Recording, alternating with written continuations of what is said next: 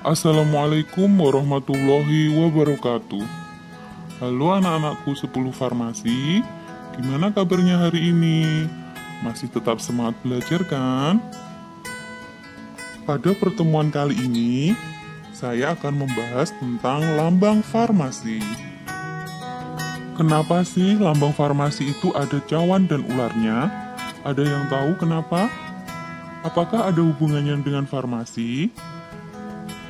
Sering kita melihat logo apotek yang memvisualkan simbol cawan atau gelas dan ular.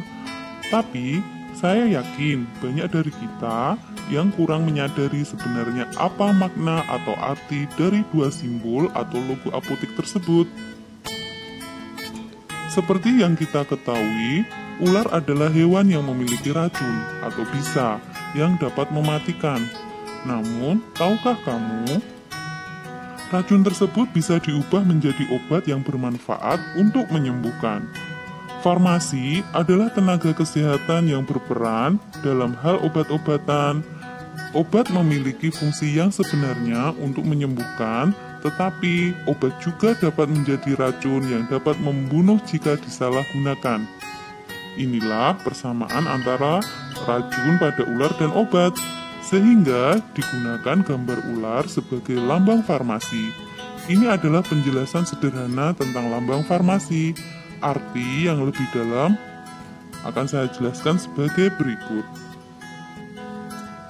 Gelas atau mangkuk atau cup atau bowl itu milik Hygieia, yakni seorang anak dari Asklepios atau dewa pengobatan dan penyembuhan dalam mitologi Yunani.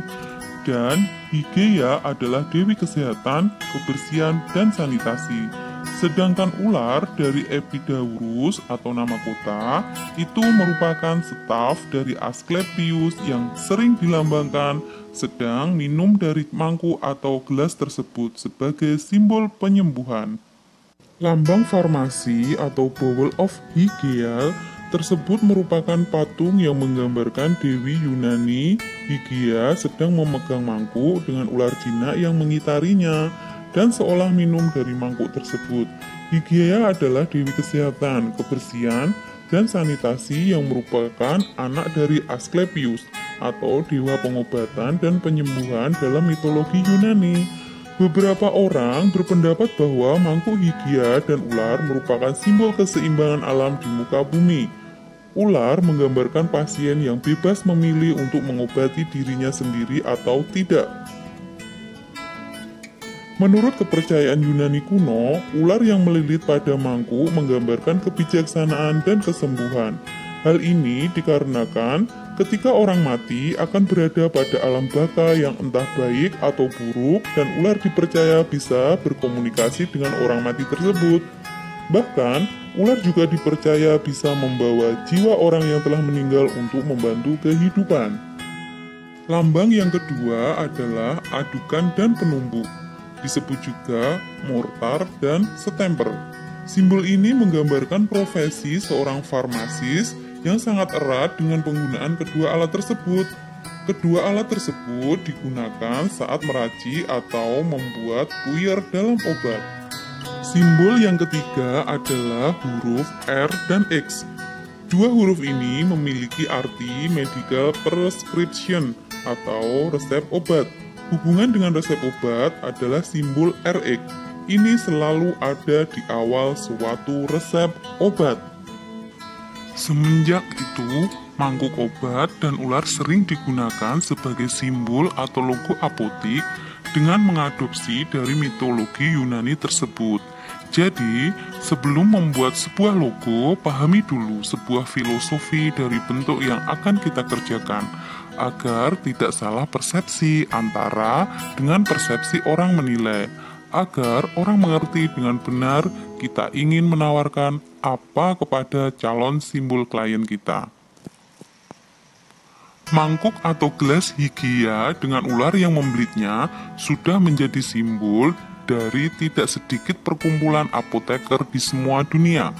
Mangkuk Hygieia merupakan emblem asosiasi apoteker Amerika dan dicerminkan sebagai mangkuk obat Asosiasi Apoteker Kanada, Masyarakat Apoteker Australia, di samping juga tidak sedikit asosiasi apoteker lainnya di semua dunia.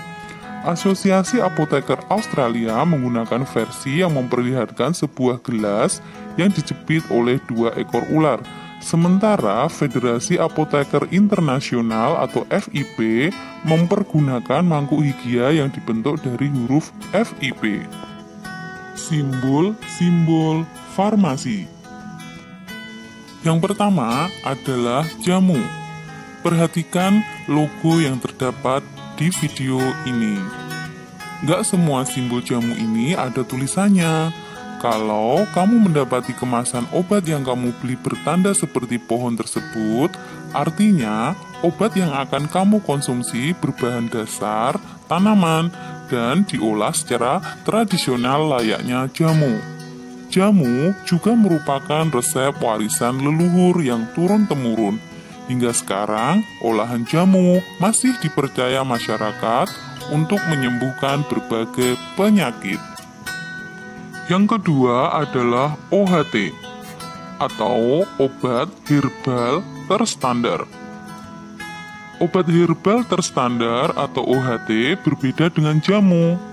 Obat ini berbahan dasar dari alam, seperti tanaman, obat, atau mineral lainnya. Bedanya, proses OHT diproduksi dengan teknologi tinggi dan higienis. Sebelumnya, bahan-bahan OHT juga sudah diuji toksisitas dan kronisnya. Karena itu, bahan pembuatan OHT juga harus melalui penelitian-penelitian preklinik untuk menguji apakah bahan tersebut sesuai dengan standar kesehatan atau tidak. Simbol yang ketiga adalah fitofarmaka. Fitofarmaka pada dasarnya adalah berbahan dasar tradisional dan berbahan alam, namun sudah terstandar dan bisa disetarakan dengan obat-obatan modern. Tentu, proses pembuatannya juga melibatkan proses pengujian bahan, jadi tidak usah takut obat ini mengandung lebih banyak bahan kimia, karena pada dasarnya dari bahan alam.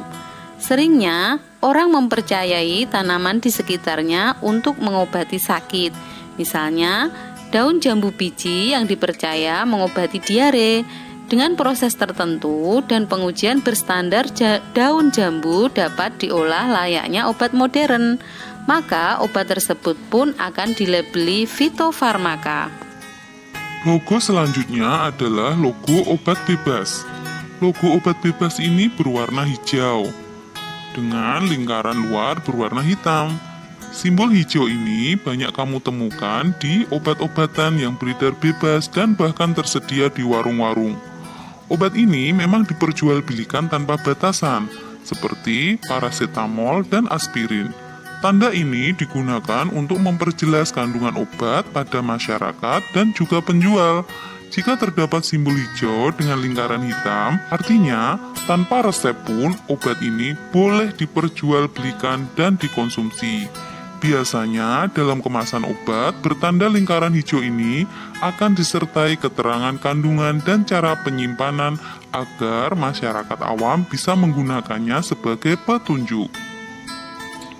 Logo selanjutnya adalah logo obat bebas terbatas, yaitu lingkaran berwarna biru. Sebenarnya kandungan di dalam obat bertanda biru ini termasuk obat keras, namun sudah diatur dosis dan takaran dari setiap kemasannya untuk mencegah kesalahan dalam mengonsumsi. Obat ini tetap bisa diperjualkan bebas tanpa resep dokter, tetapi sebagai konsumen kamu harus hati-hati dan teliti ya dalam membaca petunjuk penggunaannya. Jangan sampai minum melebihi dosis yang dianjurkan. Obat keras. Simbol berwarna merah dengan huruf K di dalamnya menandakan obat tersebut tergolong obat keras. Perhatikan gambar logo obat keras di dalam video ini ya.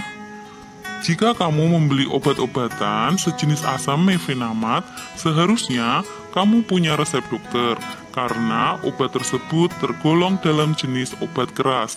Kandungannya adalah bahan kimia yang memiliki efek samping jika dikonsumsi melebihi dosis anjuran dokter. Simbol yang terakhir adalah simbol untuk obat golongan narkotika. Simbol lingkaran merah dengan tanda plus di dalamnya.